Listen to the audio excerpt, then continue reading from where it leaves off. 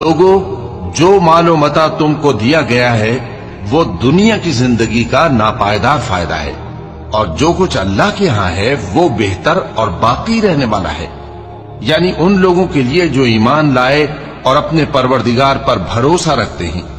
اور جو بڑے بڑے گناہوں اور بے حیائی کے کاموں سے پرہیز کرتے ہیں، اور جب غصہ آتا ہے تو معاف کر دیتے ہیں، اور جو اپنے پروردگار کا فرمان قبول کرتے ہیں اور نماز پڑھتے ہیں اور اپنے کام آپس کے مشورے سے کرتے ہیں، اور جو مال ہم نے ان کو عطا فرمایا ہے اس میں سے خرچ کرتے ہیں، اور جو ایسے ہیں کہ جب ان پر ظلم و زیادتی ہو تو مناسب طریقے سے بدلہ بھی لیتی ہیں، اور برائی کا بدلہ تو اسی طرح کی برائی ہے، مگر جو درگزر کرے اور معاملے کو درست کر دے تو اس کا بدلہ اللہ کے ذمے ہے۔ اس میں شک نہیں کہ وہ ظلم کرنے والوں کو پسند نہیں فرماتا، اور جس پر ظلم ہوا ہو اگر وہ اس کے بعد انتقام لے لے